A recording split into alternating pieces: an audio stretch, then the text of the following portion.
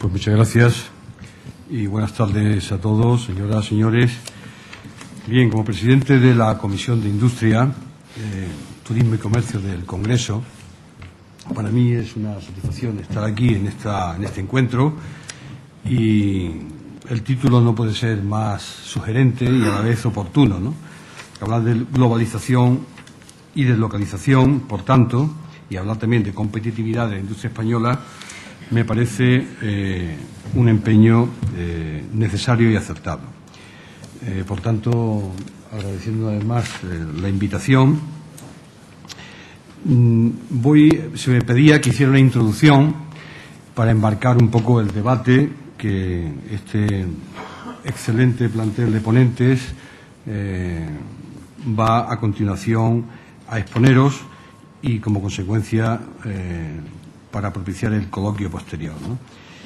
Yo creo, y no se me ha ocurrido otra fórmula mejor que hacerlo, que hablaros de este tema en relación con un informe que hicimos en la pasada legislatura, al final de la pasada legislatura.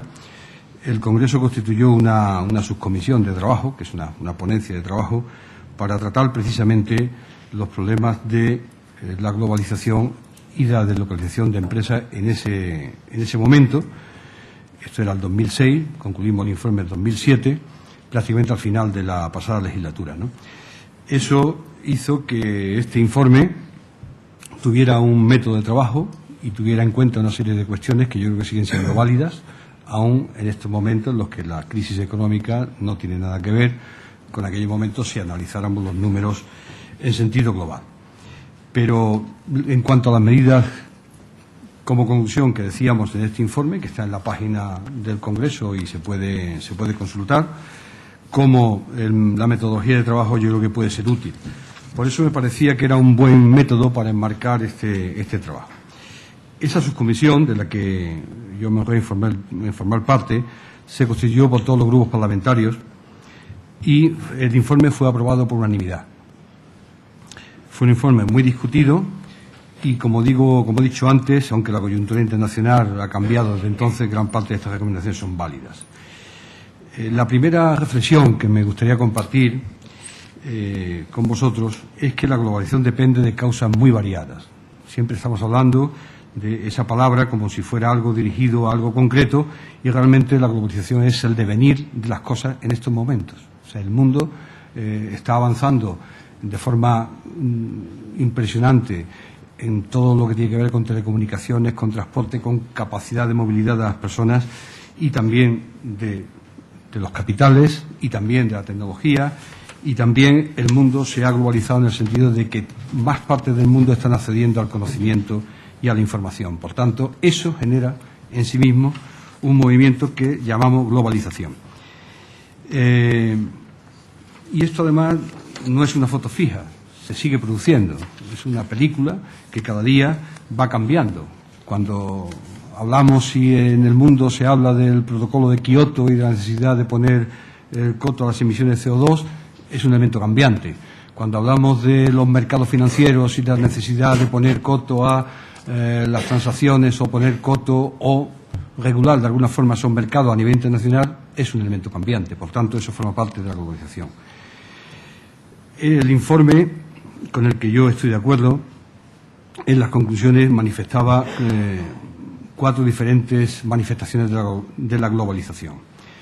El primero de estas manifestaciones se refiere al cierre de empresas o establecimientos que no pueden resistir la presión de la competencia internacional, porque no estamos hablando aquí tampoco de parámetros homogéneos. No es lo mismo que un país como China se ponga a producir y al final en 5 años pase de 5 a 100 millones de chinos o de personas, de ciudadanos chinos, que tienen la media de poder adquisitivo de la media española, cuando 5 años antes eran 5 millones. Eso en sí mismo produce distorsiones que, lógicamente, tienen que hacer mella en otras economías, como, por tanto, la nuestra, ¿no? Otro segundo aspecto sería la deslocalización de establecimientos o de líneas de producción de algunas empresas a lugares con mayores ventajas competitivas. O sea, allí donde está el mercado, el mayor mercado, pues muchas empresas trasladan su producción porque le supone menos coste en transporte, no solamente por mano de obra, pero también en países con mano de obra más barata. Una tercera sería la subcontratación internacional de componentes o productos intermedios, digamos la escala de producción o la cadena de producción a nivel internacional, ¿no? Aquí producimos una cosa, allí otra y lo integramos en otro sitio, ¿no?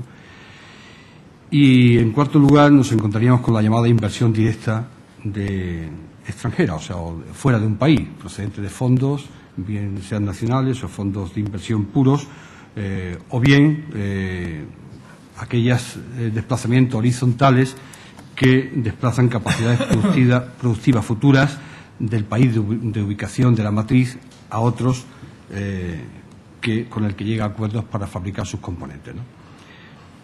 Ahí podemos tener algunos ejemplos, por ejemplo, con la aeronáutica, ¿no? Con la aeronáutica se van a producir seguramente deslocalizaciones en función de qué país va a comprar los aviones. Lo estamos viendo con el Airbus. Pues si China va a comprar 1.300 aviones Airbus, va a exigir que la fábrica de montaje, no sé qué, pues esté en China. Ese es el cuarto fenómeno al que me estoy refiriendo. ¿A dónde nos llevaba esta conclusión? Pues que determinados términos como deslocalización pues, no lo dicen todo, ¿no? Porque no es solamente deslocalización, es multilocalización. Aquí vienen empresas que antes no estaban y nosotros llevamos empresas a otros sitios, ¿no? De hecho, muchas de esas empresas multinacionales ahora, o algunas, están resistiendo mejor la crisis gracias a que tienen una cierta deslocalización o tienen una implantación en otros países que tienen menor exposición a la crisis, ¿no? Otras no, otras seguramente les afecta en forma muy negativa, ¿no? Y esto al final llegamos a la conclusión de que solo podemos entender esto en términos clave de competitividad. Y esto es lo que realmente mueve. La globalización es una necesidad que surge de cómo se mueve el mundo y la competitividad es la forma en la que todo el mundo intenta paliar esos efectos. Por lo tanto, la competitividad para nosotros también debe ser un objetivo de excelencia, porque si no